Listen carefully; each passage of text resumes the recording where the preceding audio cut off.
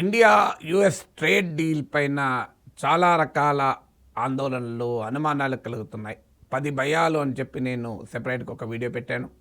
అలాగే US Bangladesh trade deal వల్ల Indian textile ఎక్స్పోర్ట్స్కి వస్తున్న ప్రమాదము, ఇండియన్ కాటన్ ఎక్స్పోర్ట్స్కి వస్తున్న ప్రమాదం పైన సెపరేట్గా వీడియోలు చేశాను చూడండి.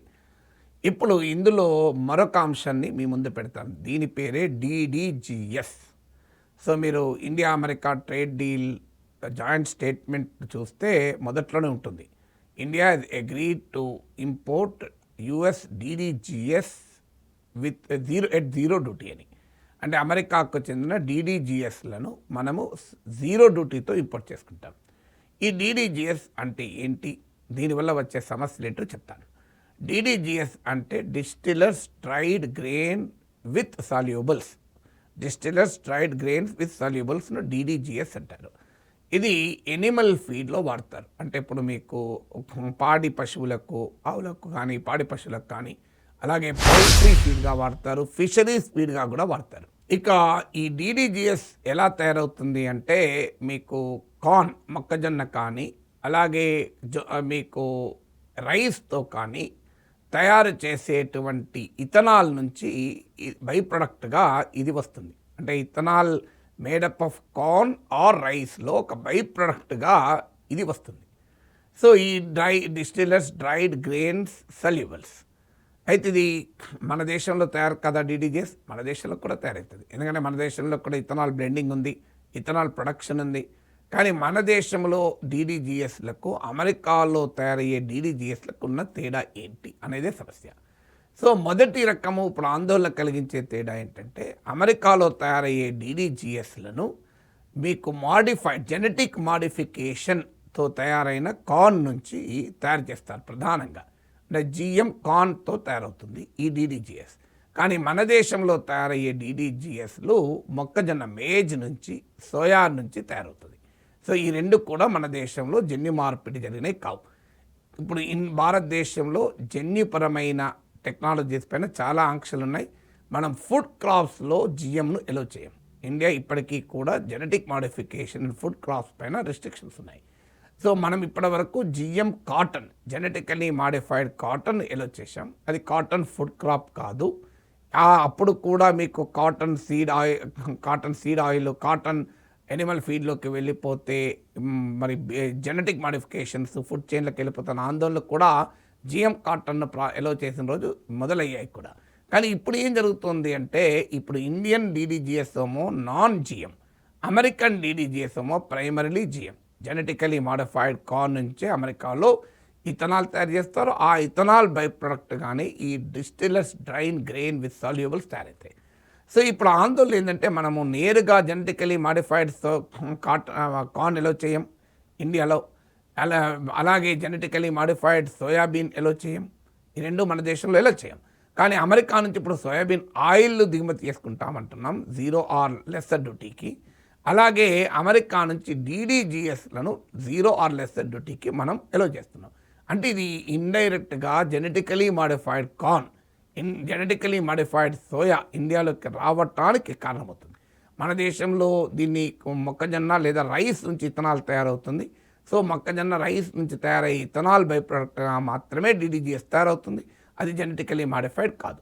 ఇప్పుడు ఆందోళన ఏంటంటే మన ఫుడ్ చైన్లోకి జెనెటికలీ మాడిఫైడ్ ప్రొడక్ట్స్ ఎంటర్ కాకూడదనే భారత ప్రభుత్వం ఇన్ని ఆంక్షలు పెడితే ఇది ఇప్పుడు దొడ్డిదారిన దేశంలోకి జెనెటికలీ మాడిఫైడ్ ప్రొడక్ట్స్ను ఫుడ్ చైన్లోకి ప్రవేశపెట్టే ప్రమాదం ఉంది. ఎందుకంటే ఇది మన ఫిషరీస్ ఫీడ్గా, పౌల్ట్రీ ఫీడ్గా, క్యాటిల్ పాడి పశువుల ఆహారంగా ఉన్నప్పుడు ఆటోమేటిక్గా అవి తిన్న తర్వాత ఇది ఫుడ్ చైన్లోకి ఎంటర్ అవుతుంది కదా అనే ఆందోళన వ్యక్తమవుతుంది. సో అందువల్ల అమెరికన్ DDGSను ఎలో చేసేటప్పుడు ఒక ఛాలెంజ్. అయితే ఇప్పుడు దీనికి ఒక రూల్ కూడా పెట్టవచ్చు కదా అని అంటారు. అంటే ఇప్పుడు యూరోపియన్ యూనియన్లో కూడా మీకు జెనెటికలీ మాడిఫైడ్ టెక్నాలజీస్ పైన ఆంక్షలు ఉన్నాయి. వాళ్ళు ఏం చేస్తారంటే అమెరికా నుంచి వచ్చేటువంటి ఎక్స్పోర్ట్స్ పైన క్లియర్గా జెనెటికలీ మాడిఫైడ్ లేదు అని చెప్పి సర్టిఫికేషన్ ఇవ్వాలి. మనం కూడా ఆ రకమైన సర్టిఫికేషన్ ఇస్తే సరిపోతుంది కదా అనేవారు ఉన్నారు. కానీ సమస్య ఇక్కడ మళ్ళీ ఉంది. ఈ సర్టిఫికేషన్ మనం ఎంతవరకు నమ్మచ్చు అనేది ఒక క్వశ్చన్. అయితే ఇప్పుడు ఇండియా US ట్రేడ్ డీల్లో ఈ నాన్ టారిఫ్ బ్యారియర్స్ను కూడా ఎత్తివేస్తారు అని రాసుకున్నారు. అంటే మరి ఈ నాన్ టారిఫ్ బారియర్స్లో ఈ సేఫ్టీ స్టాండర్డ్స్ కూడా వస్తాయి, సర్టిఫికేషన్ కూడా.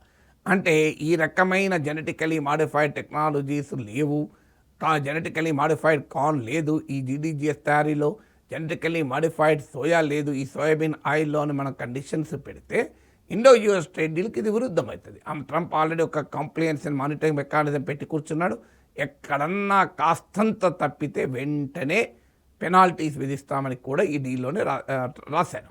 సో అందువల్ల ఇప్పుడు మనం ఆ రకమైన సర్టిఫికేషన్ డిమాండ్ చేయగలమా అనేది క్వశ్చన్.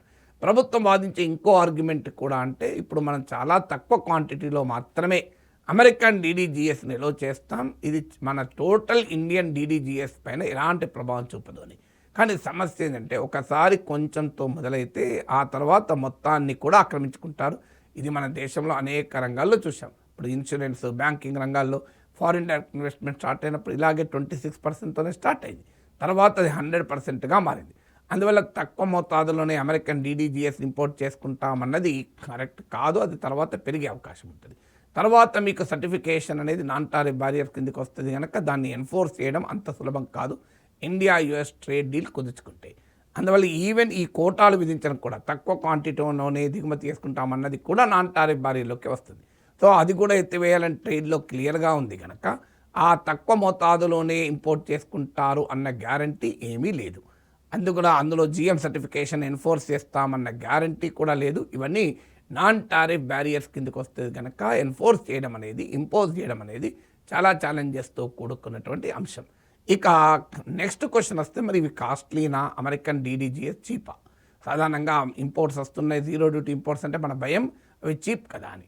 కానీ కొంతమంది ఎక్స్పర్ట్ చెప్పేదంటే ఇండియన్ మేడ్ డీడీజీఎస్తో పోలిస్తే American made DDGS costly. Landing ప్రైసే cost, forget about tax, tariff పక్క పెట్టండి, జీరో డ్యూటా 18% 10% పక్క పెడదాం. ఈవెన్ ఇండియన్ మేడ్ డీడీజీఎస్తో పోలిస్తే అమెరికన్ మేడ్ డీడీజీఎస్ కాస్ట్లీ కనుక మన దేశంలో ఎనిమల్ ఫీడ్ వాడేవారు అమెరికన్ డీడీజీఎస్ను ప్రిఫర్ చెయ్యరు అనేది ఒక వాదన. కానీ అక్కడ కూడా ఒక సమస్య ఏంటంటే American DDGS is of higher quality. అందులో మీకు లో లెవెల్ ఆఫ్ అఫ్లోటాక్సిన్, ఒక ఫంగస్, ఇది అమెరికన్ డీడీజీఎస్లో వాడేటువంటి అమెరికన్ డీడీజీఎస్లో ఈ లో లెవెల్ ఆఫ్ అఫ్లోటాక్సిన్ ఉండడం వల్ల అది బెటర్ క్వాలిటీగా ఉంటుంది. అందువల్ల కాస్త ప్రైస్ ఎక్కువ ఉన్నా అది బెటర్ క్వాలిటీ కావచ్చు కనుక ఎనిమల్ ఫీడ్ను వాడేవారు అమెరికన్ ఎనిమల్ ఫీడ్ను వాడే అవకాశాన్ని కొట్టిపారలేము. అందువల్ల దీనివల్ల ఏం జరుగుతుంది అంటే ఇండియన్ డీడీజీఎస్ ఉత్పత్తి చేసే వాళ్ళు దెబ్బతింటే ఆటోమేటిక్గా అది రైతులపైన ప్రభావం పడుతుంది, ఇథనాల్ మ్యానుఫ్యాక్చరర్స్ పైన ప్రభావం పడుతుంది మీకు. అలాగే రైస్ అండ్ మేజ్ అంటే వరి, మొక్కజొన్న తయారు చేసే రైతులకు నష్టము, ఇథనాల్ మ్యానుఫ్యాక్చరర్స్కి నష్టం, ఎందుకంటే అందులో బై ప్రోడక్ట్గానే ఉంటుంది. ఈ డిస్టిలర్స్, డ్రైడ్ గ్రెయిన్, సల్యుబుల్స్ తయారు చేసే వారికి నష్టం. ఈ ఎకనామిక్ నష్టం ఒకవైపు అయితే జెనెటికలీ మాడిఫైడ్ టెక్నాలజీస్ దొడ్డిదారిన మన ఫుడ్ చైన్లోకి ఎంటర్ అయితే దాని ఇంప్లికేషన్స్ ఏంటి అన్న ఆందోళన వ్యక్తమవుతుంది. అందుకే డీడీజీఎస్ల ఇంపోర్ట్ పైన ప్రతిపక్షాలు ఆందోళన వ్యక్తం చేస్తున్నాయి, నిపుణులు ఆందోళన వ్యక్తం చేస్తున్నారు. ఇంకా ఆసక్తికరం ఏంటంటే రాష్ట్రీయ స్వయం సేవక్ సంఘ్ ఆర్ఎస్ఎస్, ఆ రాష్ట్రీయ స్వయం సేవక్ సంఘ్ ఆర్ఎస్ఎస్ అనుబంధంగా ఉన్న భారతీయ కిసాన్ సంఘ్ అనే రైతు సంఘం, ఆర్ఎస్ఎస్ రైతు సంఘం కూడా వ్యతిరేకిస్తుంది. ఇప్పుడు నేను వ్యక్తం చేసిన అనుమానాలనే ఆర్ఎస్ఎస్ అనుబంధ బీకేఎస్ కూడా వ్యక్తం చేసింది. సో అదే ఆందోళనను నిపుణులు, ప్రతిపక్షాలు కూడా వ్యక్తం చేస్తున్నాయి.